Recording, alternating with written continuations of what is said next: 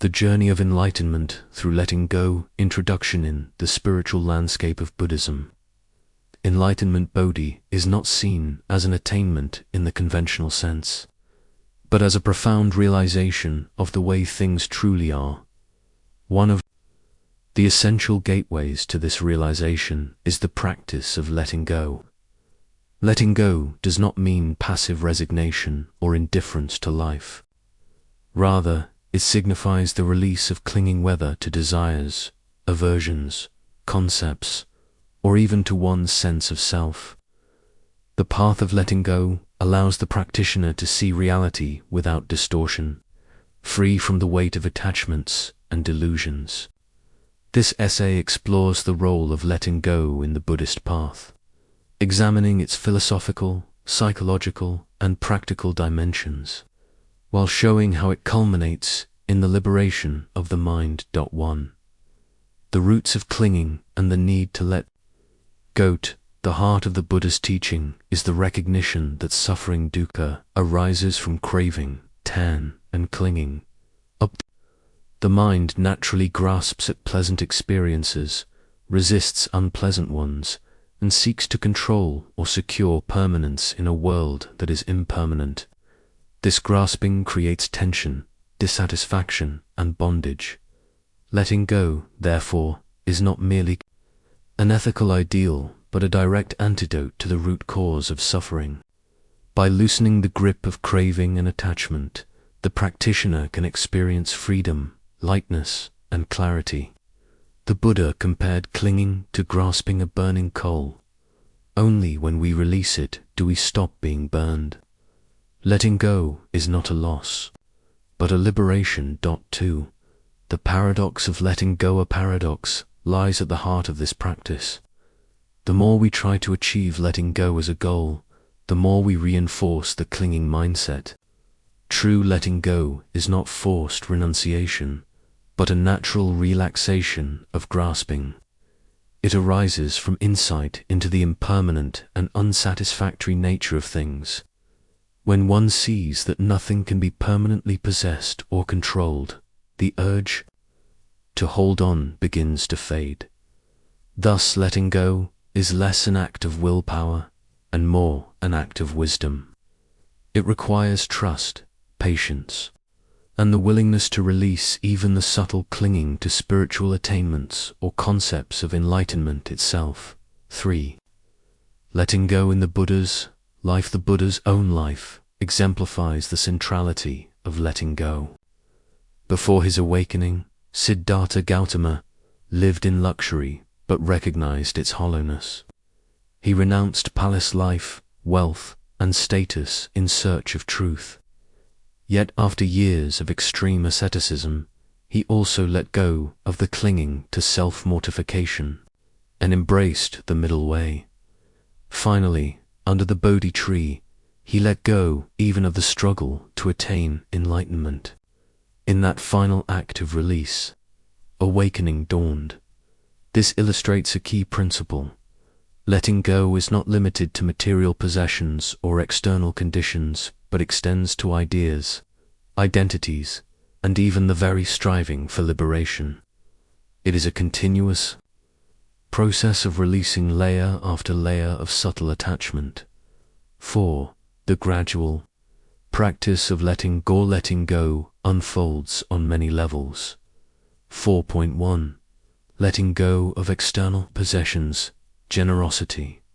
DNA is the first perfection in Buddhism and serves as training in releasing attachment to material things. By giving freely, one weakens greed and cultivates spaciousness of heart. 4.2. Letting go of desires and cravings through ethical conduct and mindfulness. Practitioners learn to observe desires without automatically indulging them. Over time, the grip of habitual craving loosens. 4.3. Letting go of negative emotions, forgiveness, compassion, and loving kindness help one release anger, resentment, and ill will. This creates the conditions for peace of mind. 4.4. Letting go of views and opinions. Too rigid beliefs, spiritual ones, can obstruct wisdom. The Buddha often warned against attachment to views, urging disciples to test teachings through direct experience. 4.5. Letting go of the self.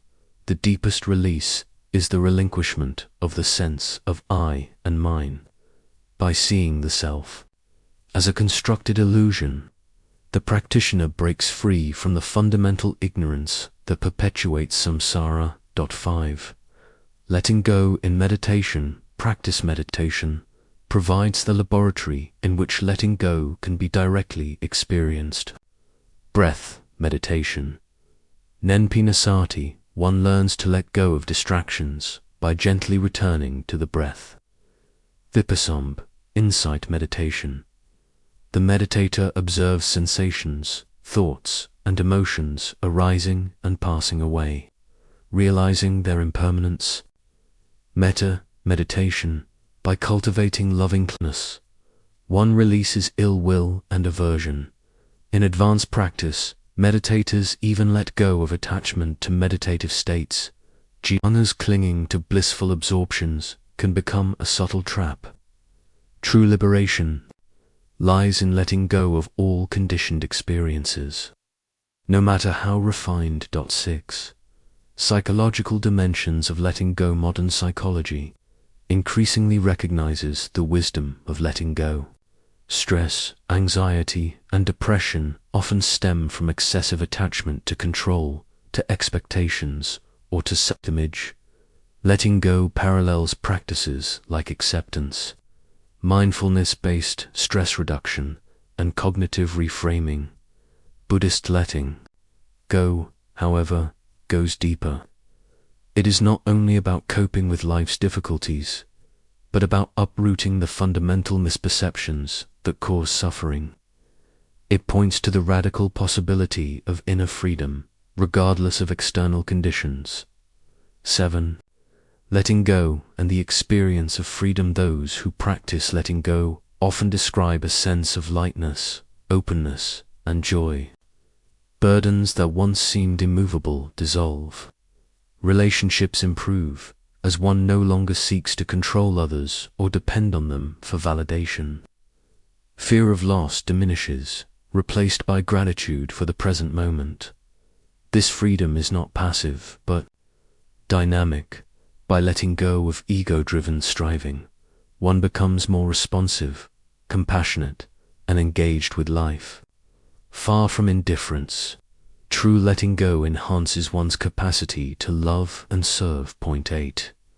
The ultimate letting go, nibbanath, culmination of letting go, is the realization of nibbana, the unconditioned state beyond birth and death.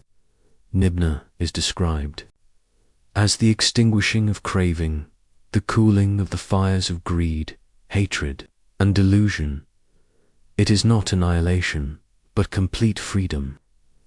The Buddha described it as the highest happiness, a peace unshaken by gain or loss, pleasure or pain. To realize nibbana is to let go not only of external attachments, but of the very processes that generate the illusion of self and world. 9. Common misunderstandings of letting go. 9.1. Letting go as repression. Some mistake letting go for pushing away or denying feelings. True letting go involves fully acknowledging experiences, then releasing them without clinging. 9.2. Letting go as indifference. Others fear it means becoming cold or detached. But genuine letting go leads to greater compassion, not less, because it frees the heart from selfish grasping. 9.3. Letting go as lost people often equate letting go with deprivation. In reality, it creates space for deeper joy, peace, and connection. 10 practical steps for cultivating letting go. Mindful awareness. Notice when grasping arises in thought, emotion, or action. Reflection on impermanence. Contemplate the transient nature of people, possessions, and experiences. Practice generosity. Give without expecting return. Forgive and release grudges. Recognize that holding on to resentment only prolongs suffering. Simplify life. Reduce unnecessary possessions, commitments, or distractions. Meditation. Regularly practice watching thoughts and feelings without clinging. Spiritual companionship. Engage with teachers and communities that support the practice. Of release. 11. The joy of letting go. Ironically, it is through letting go that one experiences true abundance.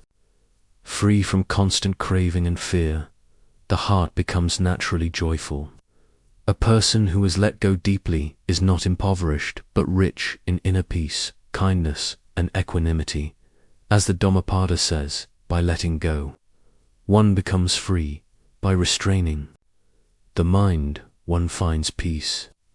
By giving up clinging, one crosses beyond sorrow. Conclusion: the journey of enlightenment through letting go is both simple and profound. It is simple because it involves nothing more than releasing what weighs us down: possessions, desires, resentments, identities, and ultimately, the illusion of self. It is profound because this act of release penetrates to the very roots of suffering and ignorance. Letting go is not a one-time act, but a continuous process.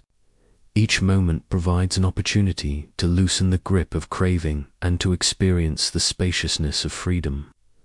As one learns to let go, life becomes lighter, relationships more compassionate, and the mind more peaceful. Ultimately, this path leads to the highest freedom, nibbana, the unconditioned reality beyond all clinging. Thus, enlightenment is not something to be gained, but something to be uncovered. When we release the endless grasping of the mind, letting go is the key, the gateway, and the essence of awakening.